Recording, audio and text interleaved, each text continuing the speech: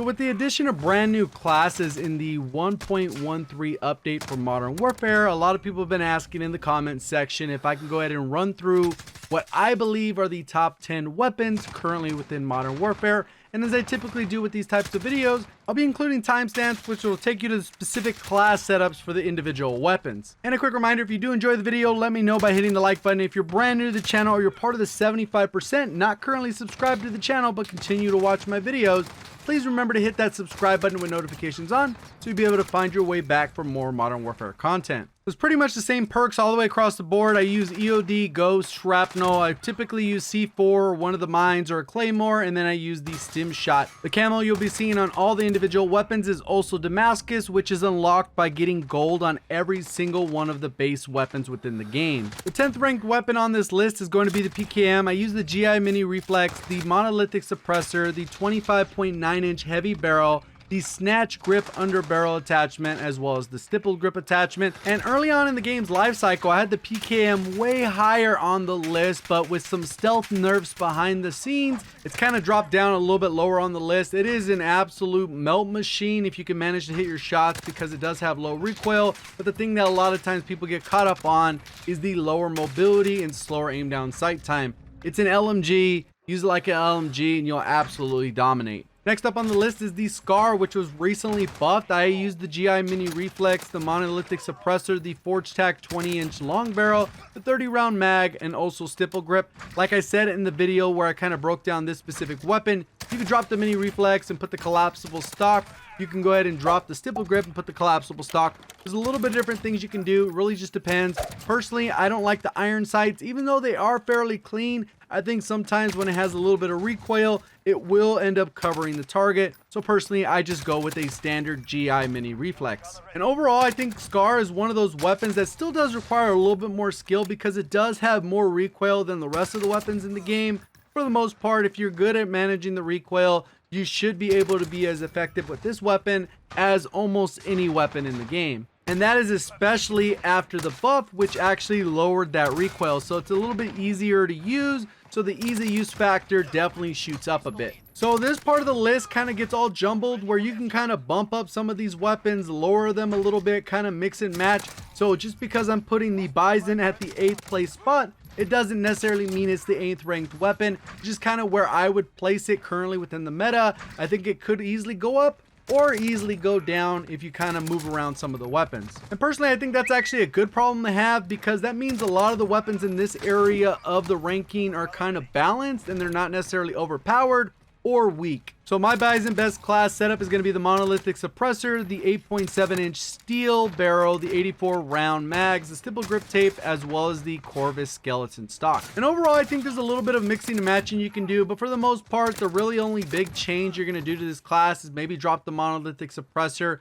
so it can have a little bit more mobility, or the other thing is to drop the extended mags and put on sleight of hand so you're not adding any additional weight to the weapon. And even though it was nerfed, I think the skeleton stock is still one of the best attachments in the entire game. Even though it doesn't give all the benefits it gave before that nerf, I think it's still in a good spot where it's a good idea to put it on if you can. So next up on the list is going to be the AUG, and personally I run that Monolithic Suppressor, the 407mm extended barrel, the Commando 4 grip, the 5.56 NATO 60-round drum mag, and the Stipple Grip tape. And this is actually one of my favorite weapons in the entire game. Even though I have it a little bit lower on the list, I don't think it's overpowered. I think it's really well balanced. I think it's very strong. You can treat it more like a rifle than an actual SMG. But overall, I have a lot of fun with this particular class setup. You just got to be aware that you're kind of moving around more like a rifle rather than the actual SMG. So you probably noticed that I have Monolithic Suppressor pretty much on all my classes. The main reason for that is because I personally play a lot of ground war or 10v10, and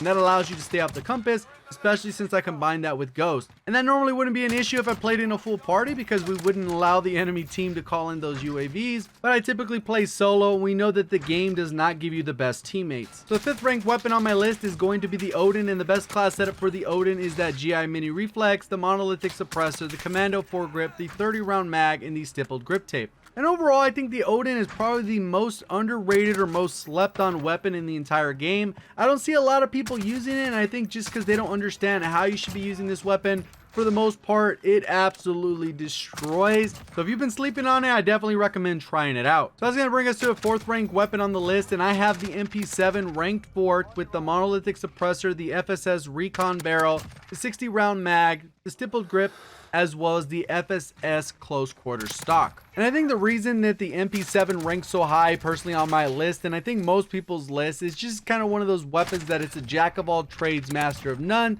It does a bunch of things really well, but nothing amazing, out of the park, home run type of stuff. It just is one of those all around good weapons. There's multiple class setups that work well with this one. Personally, I like the extended mags just because then that allows you to get multiple feeds, hit those targets at range with a little bit lower recoil. It's not particularly strong in the damage area, but since it has low recoil, you're typically going to be able to hit more shots. Next up is actually the Kilo 141, which is my absolute favorite weapon in the entire game. I run the GI Mini Reflex, the Singard Arms Whisper Barrel, the Commando foregrip, the 60 round mag, as well as the stippled grip tape. And this one's kind of like the MP7 of the rifle category. It does a lot of things well, so there's probably about 5, 6, 7, even maybe up to 10 class setups that are probably really good and viable for multiple maps and multiple situations, and that's what makes the Kilo so good. It's very versatile, very easy to use. You can pretty much put it in anyone's hand and they should be able to use it effectively. That's going to bring us to the MP5, which is probably one of the more dominant weapons in the entire game. The class setup I use for that is the monolithic integral suppressor,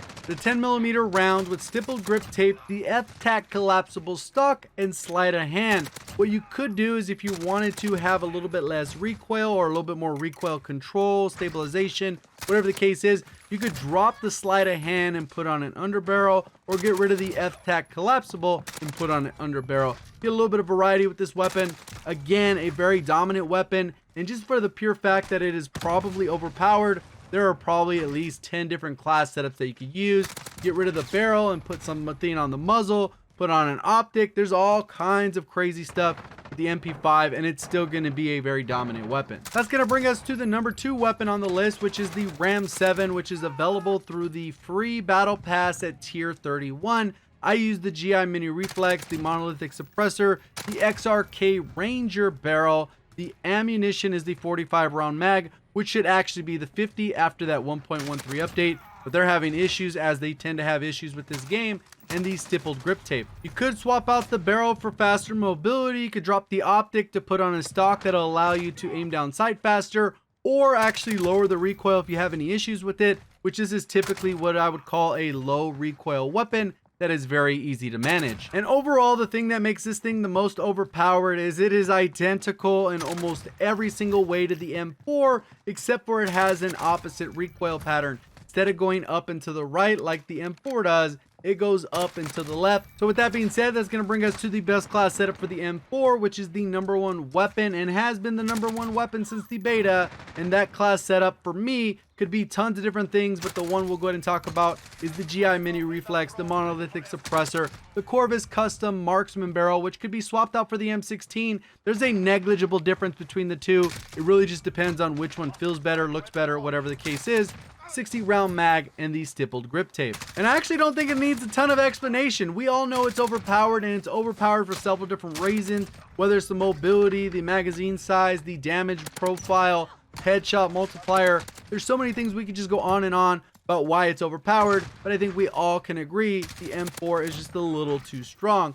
Hopefully you guys did enjoy the video. If you did, let me know by hitting the like button, and if you are brand new to the channel, or again part of that 75%, and keep watching my videos but forget to subscribe, definitely remember to subscribe this time around. Hit the notification bell so you'll be able to find your way back for more Modern Warfare content. Appreciate all the support on the channel. Thank you for watching, and as always, have a great day.